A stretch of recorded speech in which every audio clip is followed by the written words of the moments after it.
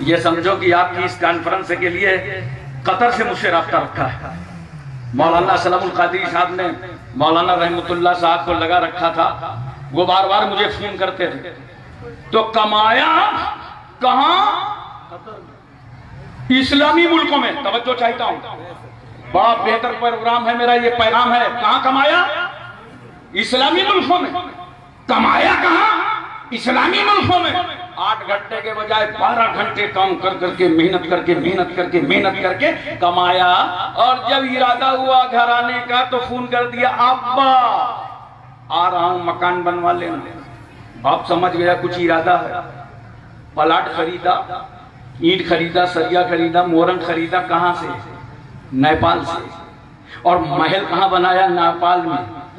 अरे कितना वफादार है ये मजदूर मुसलमान। कमा कहां रहा है? मुस्लिम मुल्कों में। और महल कहां बना रहा है? अपने वतन भारत में। अब कैश ज्यादा हो गया कि कहां रखे नकद पर नकद पैसा, तो जानते हो भेजा कहां? नेपाल की बैंकों में। बोलो कहां भेजते हो? नेपाल की बैंकों में। अरे कितना वफादार है नेपाल का ये मजदूर मुसलमान, जिसने कमाया मुस्लिम मुल्कों में और जमा किया नेपाल की बैंकों में। और कितने बेवफा हैं वो नेता जिन्होंने कमाया नेपाल में और जमा किया स्विट्जरलैंड में। जिंदाबाद जिंदाबाद। तवज्जो कीजिए जरा सा और अपने जहन पे इस बात को उतारने की कोशिश कीजिए। मैं आपको बड़े प्यार के साथ बताना और समझाना चाहता हूं। बोलो जहन हाजिर है ना? आपको कहीं से नींद तो नहीं आ रही है? पूरी तवज्जो है? मोहब्बत से एक बार बोलो सुभान अल्लाह। दिल लगा के बोलो सुभान अल्लाह। देखो दोस्तों और बुजुर्गों, एक लम्हा के लिए मैं और तवज्जो चाहता हूं। मेरे पैगंबर सल्लल्लाहु अलैहि वसल्लम ने इस समाज को कितनी रहमतों से नवाजा। मेरे पैगंबर की उम्र मुबारक 25 साल की थी तो इस जमाने में सरकार एक इनकलाब लाई, बड़ा अहम इनकलाब।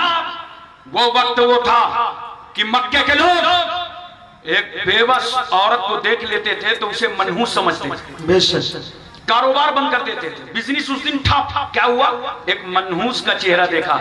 मुझे एक साहब इंडिया में मिले और वो कहने लगे कि हमारे यहाँ जब औरत बेवा हो जाती है तो उसको हम लोग शक्कर खाने को नहीं देते, गुड़ देते हैं।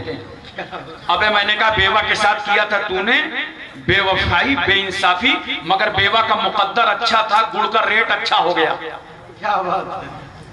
किस कदर समाज में इस बेवा को रुलाया गया था, 4 दिवालियों के अंदर कैद कर दिया गया।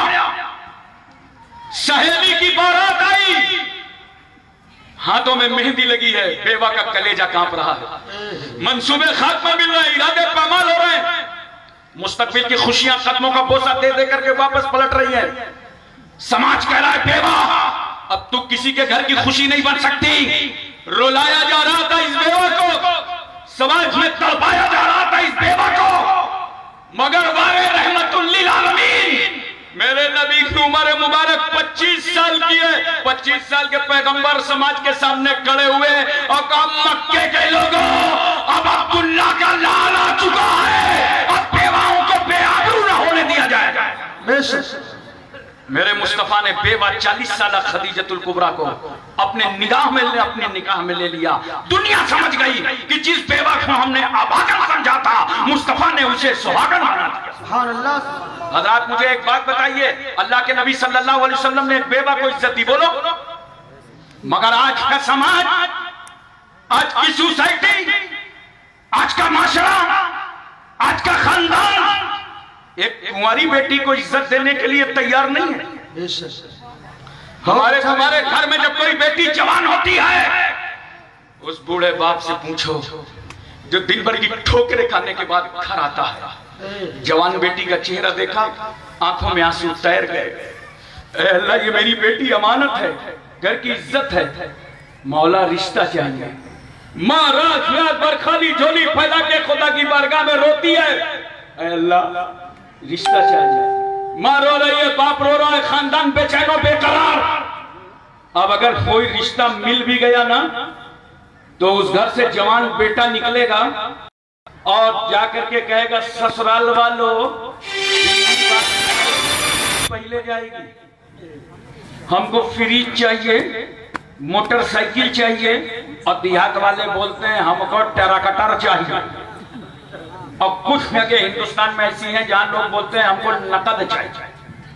वो तो एक फकीर बेचारा जामे मस्जिद दिल्ली के गेट पर भीख मांग रहा था। एक साहब ने देखा कि चांदनी चौक में टहल रहा है तो पूछा, बाबा जामे मस्जिद का गेट क्यों छोड़ा? बड़ा माल मिलता था, अमेरिका का डॉलर, सऊदिया का रियाल, कुवैत का दीनार, बंगाल का टका, भारत का रुपया।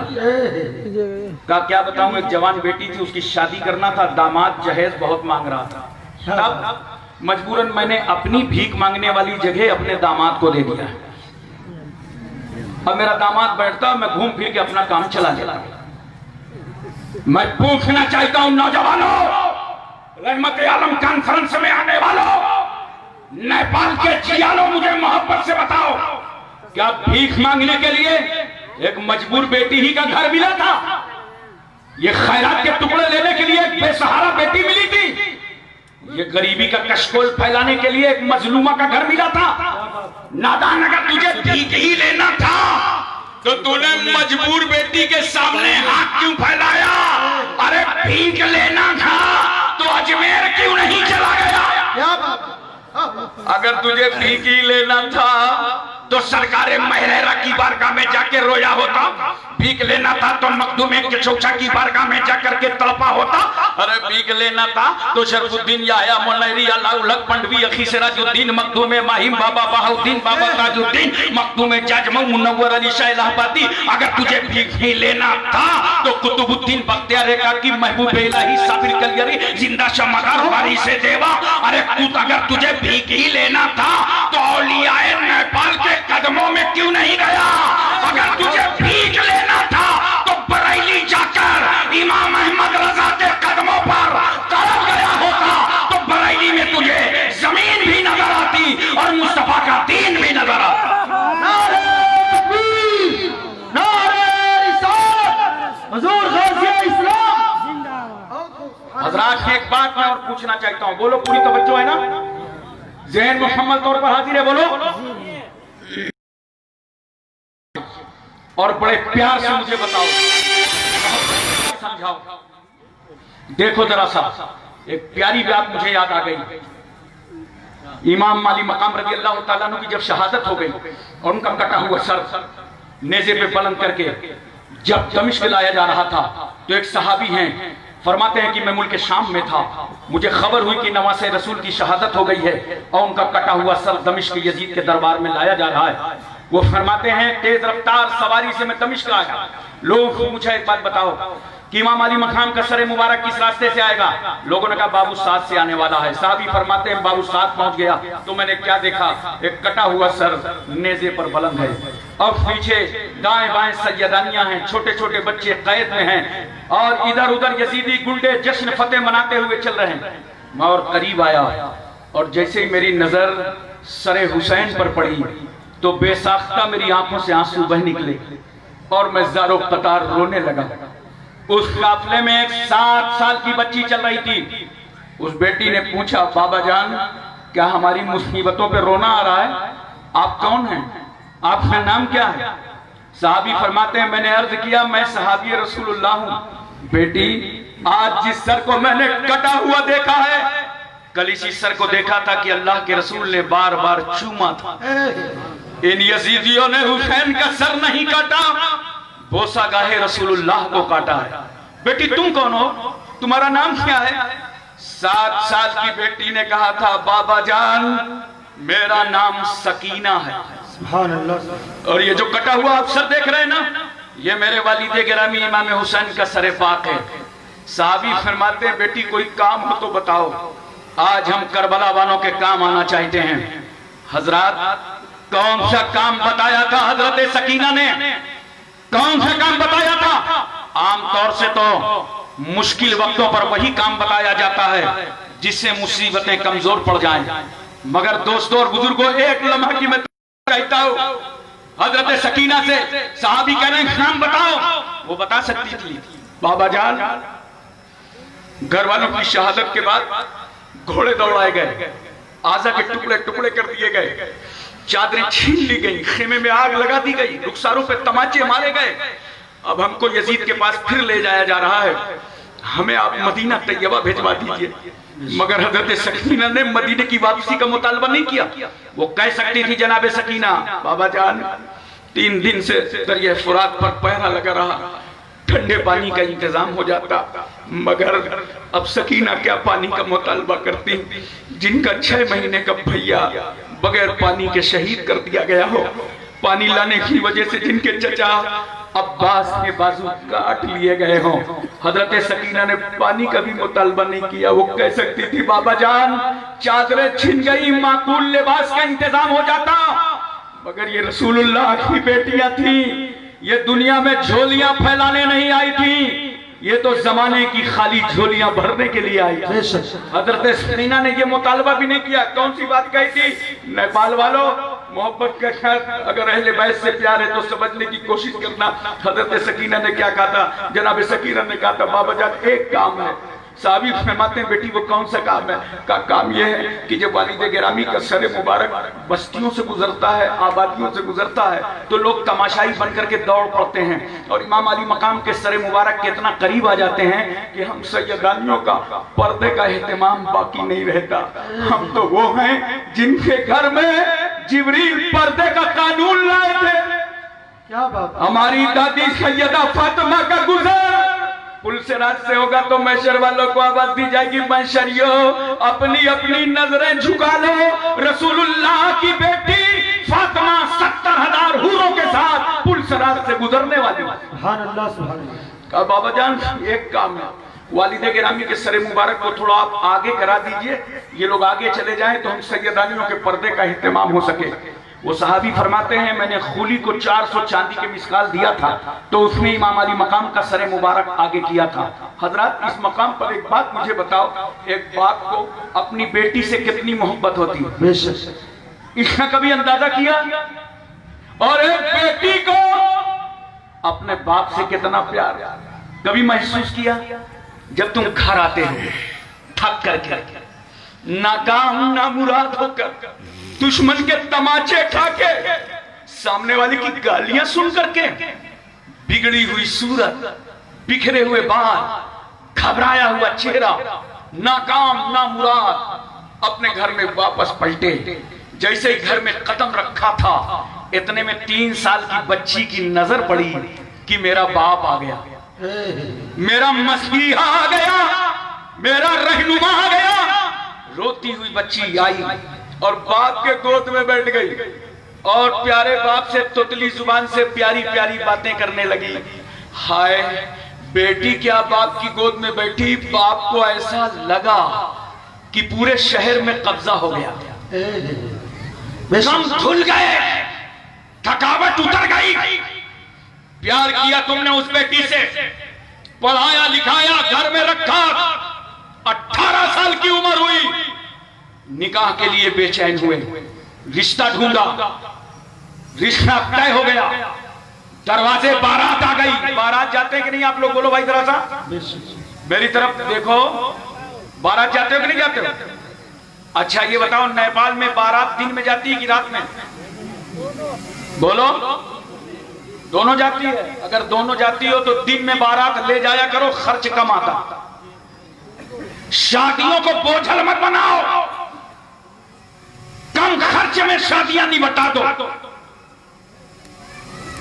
और जब तुम बारात जाते हो तो कितनी तादाद में जाते हो? बोलो 200 250 मुसलमानों आज रहमत आलम कॉन्फ्रेंस में तय करके जाओ, इतनी भारी तादाद में लड़की वाले के दरवाजे पे मत जाया करो।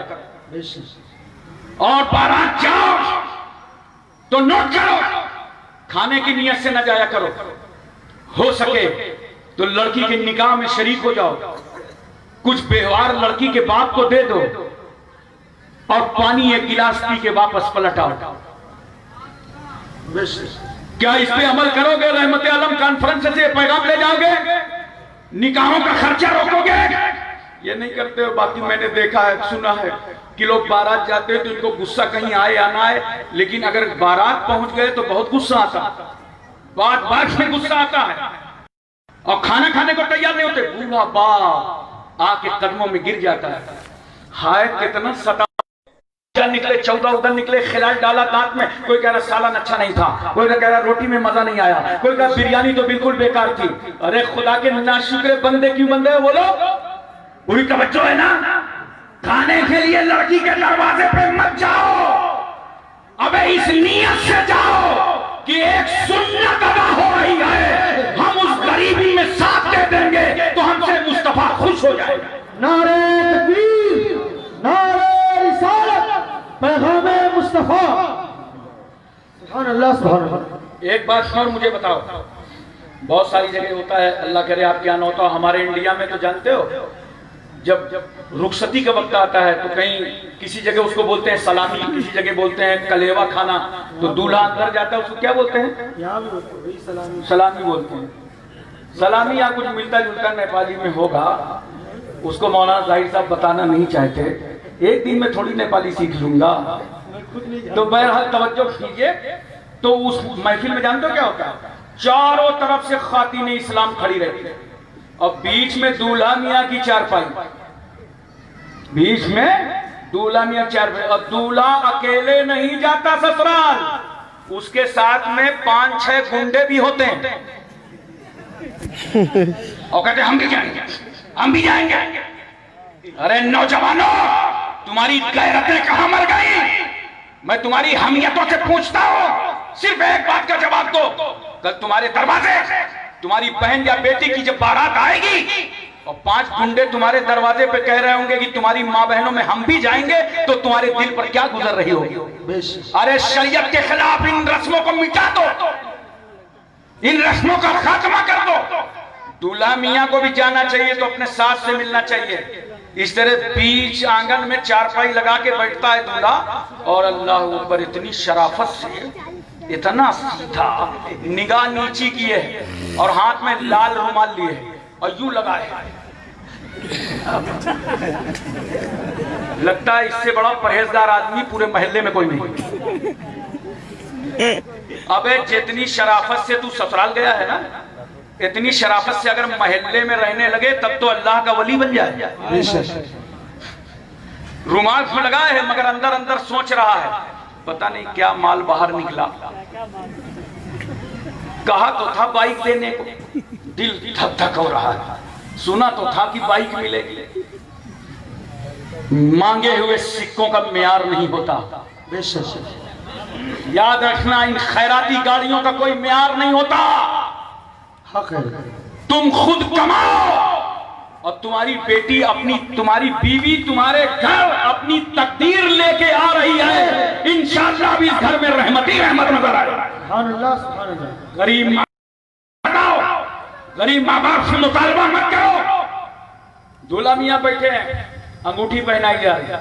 मौलाना रूल अमीन साहब बता रहे थे ना, अंगूठी पहनाई जा रही है। एक एक हाथ में, जानते हो, एक एक उंगली में 5-5 अंगूठी, पूरे हाथ में कम से कम 20 अंगूठी। अबे मैंने कहा तू दूल्हा है कि बाबा? इतनी अंगूठी पहन डाला, अभी सुकून नहीं हुआ। जानते हो, अब इंतजार है कि अभी सोने वाली नहीं आई। वो 39,000 वाली अंगूठी कहाँ है? बेचारी बूढ़ी औरत को पकड़ के लाई और आकर के कमर झुकी हुई है, गरीबी से कमर टूट गई है। डब्बा खोला, सोने की अंगूठी निकाला, दूल्हा मियाँ को पहनाया, खुश हो गया, बांझें खिल गई। नोट करो, ये सोना मर्द के लिए हराम। और चांदी कितनी जायज? 4.5 माशा से कम की एक चांदी की अंगूठी 1 नग की जायज। बस इतना ही पहना करो। इसके अलावा याद रखो दोस्तों, हम आपको बताना चाहते हैं, अगर अल्लाह तुम्हें दौलत अता कर दे तो सोने की जंजीरें पहनकर चौराहों में गला खोल के दिखाने वालों, अपने माल की नुमाइश करने वालों, ये माल कभी भी छीन सकता है। खुदा जो चाहे अता कर दे, जो चाहे छीन ले। अगर अल्लाह ने दौलत दी है तो उससे हरामकारियों के दरवाजे बंद करो। बल्कि सुन, तेरा ये गला सोना पहनने के लिए नहीं है, बल्कि जरूरत पड़ जाए और इस्लाम पर आँच आ रही हो तो गुलाम हुसैन बनकर राहे खुदा में कटाने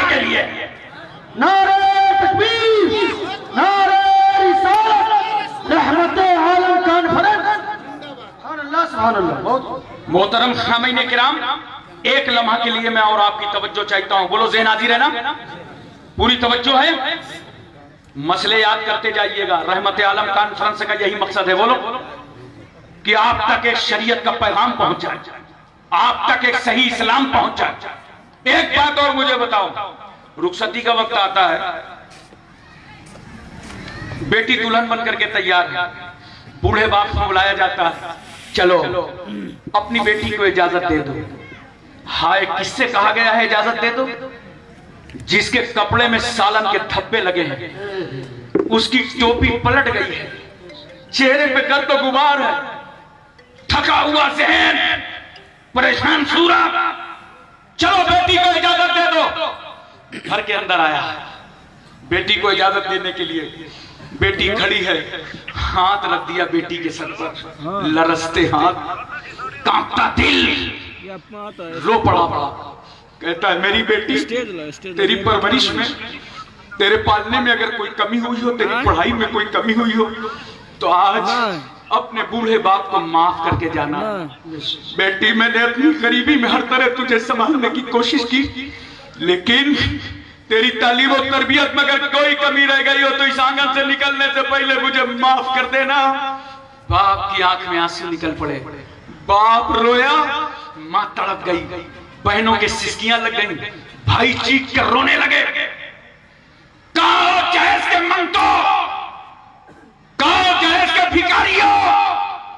एक आंगन में जब इतने आंसू निकलते हैं, बाप के आंसू, माँ के आंसू, भाई के आंसू, बहनों के आंसू, खानदान के आंसू, इतने आंसू निकलते हैं, तब एक बेटी रुखसत होती है, तब एक बेटी ससुराल के लिए रुखसत होती है। जहेज के मंतोर भिखारियों, जो लोग जहेज का मुतालबा करते हैं और मांगते हैं, वो समाज के भिखारी हैं, भिखारी। ऐसे मंगतों के घर अपनी बेटियों का रिश्ता मत करो। अल्लाह तुम्हारा भी हाफिज और नासिर है और तुम्हारी बेटियों का भी हाफिज और नासिर है। सुभान अल्लाह। मोहतरम खामईन किराम, जो शख्स इज्जत आबरू के साथ अपनी बेटी तुम्हारे निकाह में दे दे, सबसे बड़ा यही जहेज है। बोलो, इसलिए मैं अर्ज करना चाहता हूं और आपको बताना चाहता हूं कि एक वक्त वो आएगा जब इंतकाल हो, रूह निकलेगी, बाप की लाश घर में पड़ी होगी, खानदान और समाज रो रहा होगा।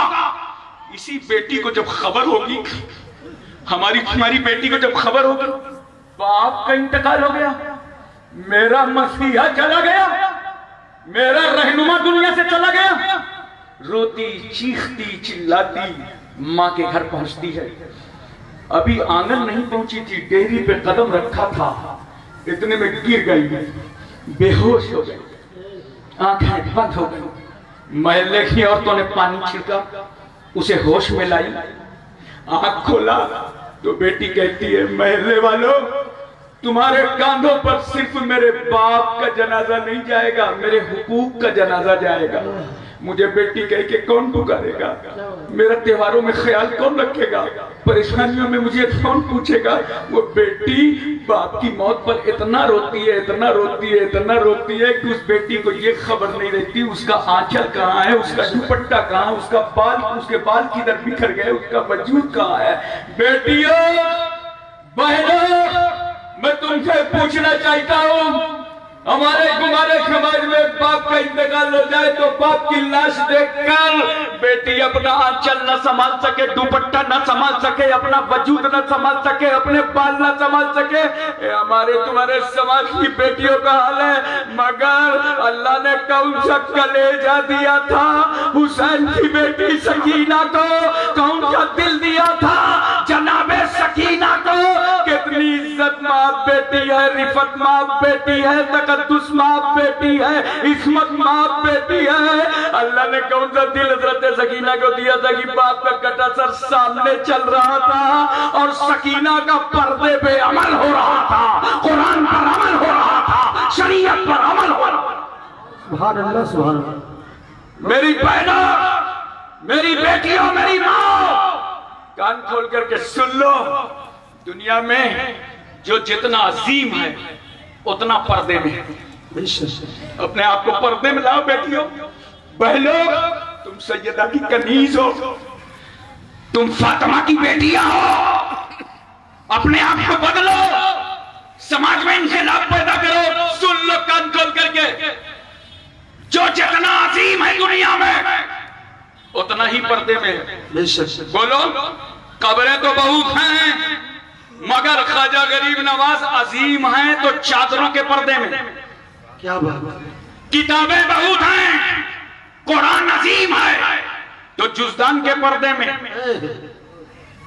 मस्जिदें बहुत हैं मगर काबा अजीम है तो गिलाफ के पर्दे में। इसी तरह नोट करो, जो बेटी अजीम है वो पर्दे में आए। और ए बेटियों, कान खोल करके सुन लो, अगर तुम पर्दे में रहना जानती हो तो इस्लाम तुम्हारी इज्जतों को बढ़ाना जानता है, तुम्हारी रिश्तों को बुलंद करना जानता है। नारे तकबीर, नारे रिसालत, रहमते आलम कॉन्फ्रेंस। कल का भी हक अदा करना है। हजरात तवज्जो कीजिए जरा सा, बोलो ज़हन हाजिर है ना, बोलो दिलो दिमाग पूरा मौजूद है। इसलिए मैं अर्ज कर रहा हूं और बता रहा हूं, ये जो नित नए मसाइल उठाए जाते हैं और माहौल बिगाड़ा जाता है कि इस्लाम ने औरत को हक से महरूम किया है। खुदा की कसम खा के कहता हूं, बहुत गारंटी से पूरा इस्लाम पढ़ लो, ऐसे लोगों को दावत इस्लाम है। इस्लाम से ज्यादा हक किसी मजहब ने दिया ही नहीं। मैंने 2.5 साल पहले एक सवाल किया था और व्हाट्सएप पे किया था, जिसका उन्वान था कौन देगा जवाब। क्या जानते हैं सवाल क्या था? सवाल ये था, धर्म बताओ, धर्म के गुरु का नाम बताओ, किताब बताओ, किताब के राइटर का नाम बताओ, सफा नंबर बताओ, किताब का नाम बताओ, और ये बताओ किस धर्म में बेटी का हक कितना है, बीवी का हक कितना है। बोलो, बेटे के माल में मां का हक कितना है? कौन देगा जवाब? 4 साल गुजर गए, पूरी दुनिया मेरे इस सवाल का जवाब नहीं दे सकी। लेकिन आज अगर मैं इसी स्टेज पर खड़े होकर के नेपाल की सरजमीन पर ये सवाल कर दूं, कौन देगा जवाब? तो एक छोटा सा मदरसा मदीनतुल उलूम का तालिब इल्म खड़ा हो जाएगा और कहेगा, हजरत उस मजहब का नाम इस्लाम है और उसके पैगंबर का नाम जनाबे मोहम्मदुर रसूलुल्लाह है और किताब का नाम कुरान है। देखिए, कुरान ने बाप के माल में बेटी को भी हक दिया है और बेटे के माल में माँ को भी हक दिया है और शौहर के माल में बीवी को भी हक दिया। जिंदाबाद जिंदाबाद। एक जगह में बयान कर रहा था, ज़क्र मिस्ल हद्दिल उनसयाइन, 2 औरतों के बराबर एक मर्द का हक है। एक साहब कहने लगे, इसमें तो इस्लाम ने औरतों को मर्दों को बराबर नहीं दिया, औरतों का हक कम है, मर्द का ज्यादा है। मैंने कहा, भाई इस्लाम है, इस्लाम मथुरा का पेड़ा नहीं है। इस्लाम समझने के लिए कुछ हो या ना हो मगर कम से कम इंसाफ जरूरी है। बोलो,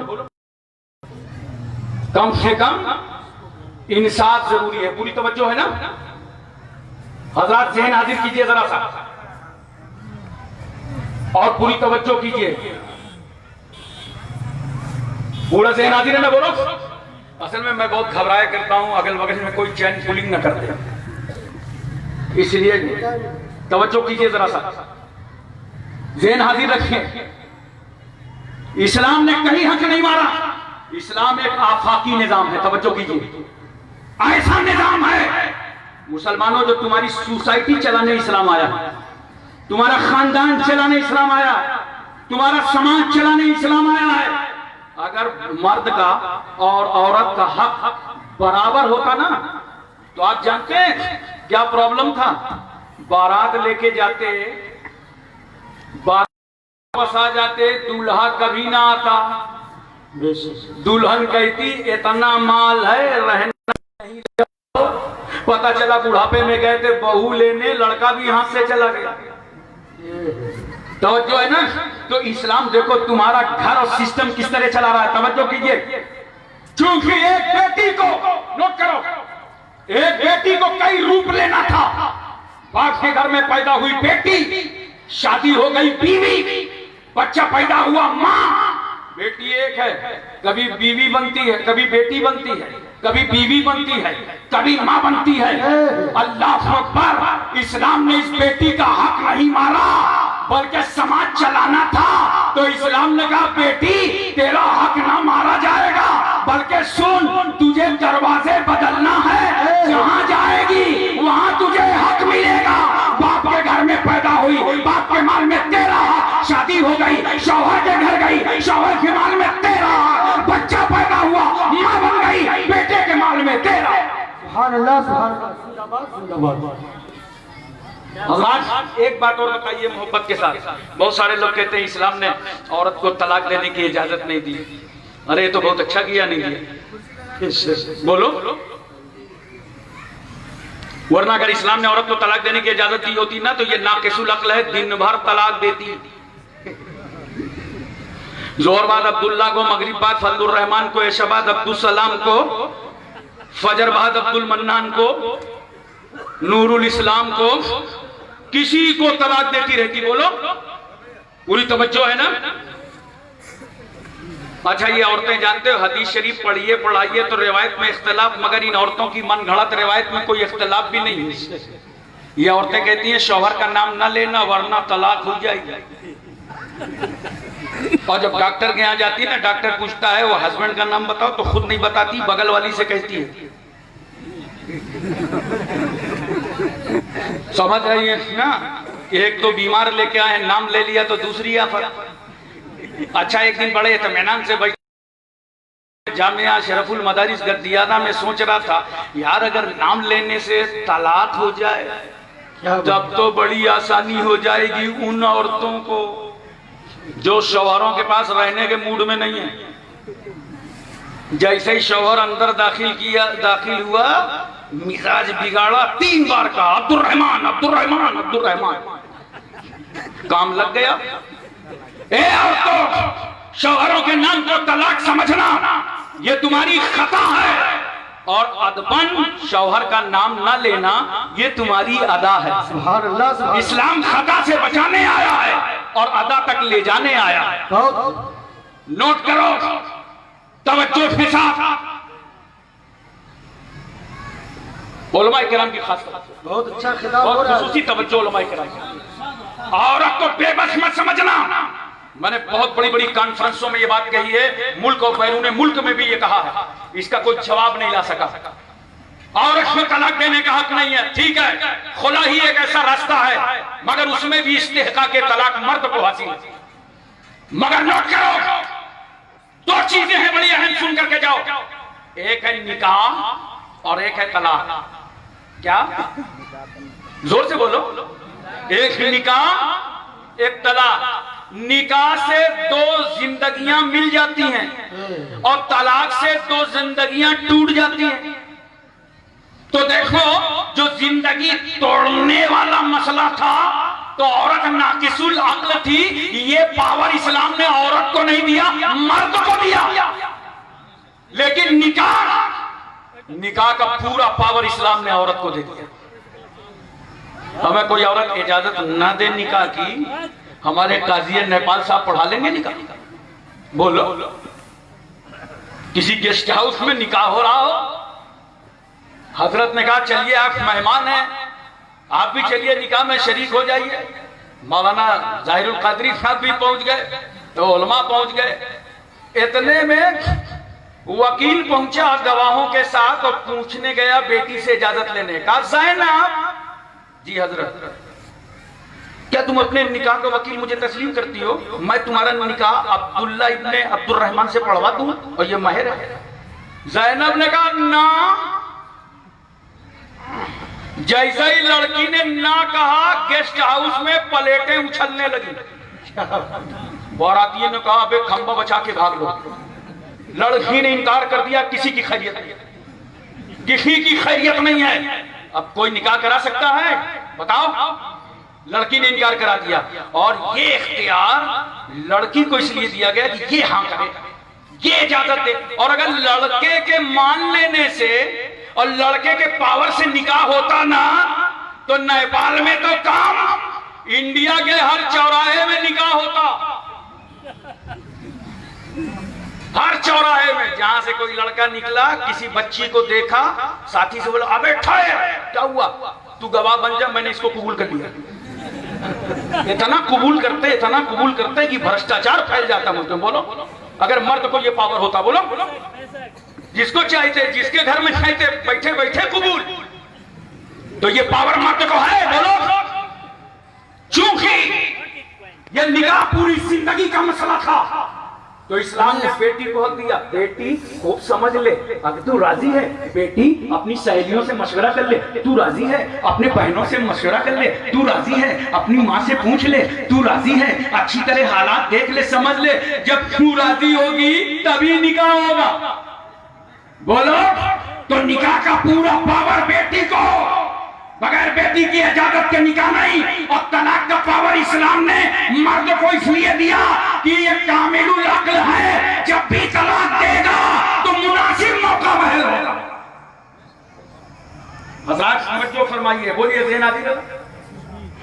अच्छा, बहुत सारे लोग जिनके यहाँ इस्लाम, जिनके यहाँ कोई हक औरतों को नहीं, वो इस्लाम के पीछे पड़े रहते हैं।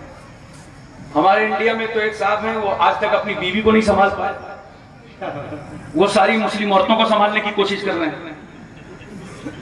बोलो एक भागी भागी फिर रही। आप समझो कीजिए, इसी तरह अमेरिका को भूत सवार होता रहता है। एक बार अमेरिका ने, जानते हो क्या कहा था, इस्लाम ने औरतों को इमामत का हक नहीं दिया, हम देंगे। तो अमेरिका ने क्या किया, एक औरत का इंतखाब किया, डॉक्टर आमना वदूद नामी औरत का, और मुसलमानों से कहा कि एक जुमा के लिए मस्जिद दे दो। मुसलमानों ने अमेरिका के कहा, सुनिए हम रहते अमेरिका में हैं, मगर कानून मक्के और मदीने का चलता है, सुभान अल्लाह, सुभान अल्लाह, ऐसा नहीं हो सकता। तो एक चर्च को किराए में लिया, वहां मिंबर लगाया गया, डॉक्टर आमना वदूद आई, नमाज पढ़ाने के लिए खुतबा दिया, नमाज पढ़ाया, और 10-5 कुछ दाढ़ी टोपी वाले जर खरीद मुसलमान मिल गए। आजकल तो सदरी भी बिक रही है, पगड़ी भी बिक रही, शेरवानी भी बिक रही, जुब्बा भी बिक रहा, दाढ़ी भी बिकी जा रही है। ऐसे जरखरीद हुकूमत के नजदीक हमेशा रहते हैं कुछ न कुछ, बोलो जो नेक लोगों को परेशानी का सबब होते हैं, बोलो है कि नहीं। तो कुछ मिल गए, खरीदार आ गए, औरत ने खुतबा दिया, जुमा पढ़ाया। अमेरिका ने पूरी दुनिया को प्रेस कॉन्फ्रेंस करके कहा दुनिया वालों देखो, इस्लाम ने जिस औरत को इमामत का हक नहीं दिया था, वो अमेरिका ने दे दिया, वो अमेरिका ने दे दिया। अच्छा एक बात बताओ, अब बड़ा तवज्जो कीजिएगा, अब तो भाई सारी औरतों को खुश हो जाना चाहिए, बोलो, लेकिन कोई औरत खुश हुई? एक औरत खुश हुई थी, असरा नोमानी, मगर उस औरत के बारे में मेरी जहां तक मालूमात है, वो शादी से पहले एक लड़के की मां है, जिसका कैरेक्टर इतना गंदा हो वो कुछ भी बोल सकती है, कर सकती है। बाकी दुनिया की कोई औरत खुश हुई कि अब तो इमामत मिल जाएगी? बोलो। अब ऐसा छोड़ो, मौलवियों की औरतों को तो खुशी हो जाना चाहिए कि अब मस्जिद हाथ से न जाए, कहीं चले जाएंगे तो पढ़ा लेंगे। मगर बोलो कोई औरत खुश हुई? कोई औरत खुश नहीं हुई ना। मैं पूछना चाहता हूं, इस्लाम पर मसाइल थोपने वालों, कान खोल करके सुन लो, हमें जीने में वो मजा नहीं आता जो इस्लाम पर मर जाने में आता है। किसी तरह मुझे बताओ, प्यार से मैं पूछना चाहता हूं, सरदारों के मजहब को चलाने के लिए 4 आदमी की कमेटी होती है, जिसमें कोई औरत कभी नहीं रखी जाती। हिंदुओं के यहां मंदिर की, और ये मुक्तदी कितने फितनों में पड़ जाएंगे। आप जब घर आते हो ना, शादी से, बियाह से, मार्केट से, तो क्या करते हो? नमाज का टाइम हो गया, बीवी से कहते तू वजू कर ले, घर में मुसल्ला बिछा ले, नमाज पढ़, और मैं जा रहा हूं मस्जिद। बीवी को ले जाते हो साथ में? बोलो। अच्छा, क्या बीवी से कहते हो कि अच्छा तू इमामत कर दे, मैं पढ़ लेता हूं? अबे जब अपनी बीवी के पीछे नहीं पढ़ते तो दूसरी की बीवी के पीछे क्या पढ़ो? बोलो। नोट करो, जहां इस्लाम ने इमामत की शर्तें बयान की हैं, वहां एक शर्त है मुज़क्कर होना। औरत को इमामत का हक नहीं है। और नोट कर लें, हमारी माएं और बहनें, औरतें बहुत प्यार के साथ, ये ना समझना कि आपको कमजोर समझ के इस्लाम ने हक नहीं दिया। नहीं नहीं, नोट करो, इस्लाम तो वो मुकद्दस मजहब है। इस्लाम कहता है कि सुनो, जब आपस में कुछ लेन देन करो तो उसे लिख लो, आदिल शादिल गवाह बना लो, आदिल शाहिद गवाह बना लो। तो गवाह बनाओ, उलमाए किराम की खास तवज्जो चाहता हूं, तो गवाह बनाओ। और अगर दो गवाह न मिले, एक मर्द मिले गवाह और दूसरा मर्द न मिले, तो जानते हो, दो औरतों को गवाह बना लो। क्या बात, एक मर्द की जगह दो औरतों को गवाह बना लो। क्यों? ये एक मर्द की जगह दो औरतों को गवाह क्यों इस्लाम ने मुकर्रर किया? इसलिए बनाया दो औरतों को एक मर्द की जगह गवाह, क्योंकि औरत के अंदर भूलने का मादा ज्यादा होता है, ताकि एक औरत भूल जाए गवाही देने में तो दूसरी औरत उसको याद दे। इसलिए दोस्तों और बुजुर्गों, हमें और आपको चाहिए कि हम इस्लाम का मुताला करें, उलमाए किराम की रहनुमाई हासिल करें। अगर कोई मसला आपको इस्लाम का समझ में नहीं आता, कहीं से भी आपको मायूस होने की जरूरत नहीं है। अपनी बेटियों की कद्र करो और समाज में बहते हुए गैर मशरू जहेज का खात्मा करो मुसलमानों। इंशाअल्लाह इसके लिए अपने कदम बढ़ाओ। बोलो, क्या हाथ उठा के मेरे साथ तायद करते हो? तायद करो, तहरीकें चलाओ, आंदोलन छेड़ो, शादियों को कम खर्च वाली शादी बना। देखो ना, मेरे नबी करीम सल्लल्लाहु अलैहि वसल्लम फरमाते हैं, लोगों बाहर से कोई सामान लाओ तो सबसे पहले अपनी बच्ची को दिया करो। जोर से बोलो सुभान अल्लाह। सबसे पहले अपनी बच्ची को दिया करो। क्यों? अल्लाह के रसूल सल्लल्लाहु अलैहि वसल्लम के फरमान में बेशुमार हिकमतें हैं, मगर मैं अपनी कम इल्मी की बुनियाद पर समझने की सादतें हासिल करता हूँ। पैगंबर ने फरमाया, बेटी को दो। क्यों? इस बेटी का दिल नर्म होता है। कहीं ऐसा ना हो अपने आंगन में तुम बेटे को दे रहे हो और तेरे ही घर में तेरी बेटी का दिल टूट रहा। इस्लाम दिल तोड़ने नहीं आया, इस्लाम तो टूटे हुए दिलों को जोड़ने के लिए आया। और एक बात और है, अपने घर में पहले बेटी को दे दो। क्यों? आसूदा कर दो। मुमकिन है ये सामान उसे ससुराल में न मिल सके। अपने ही घर में खिला दो अपनी बेटी को।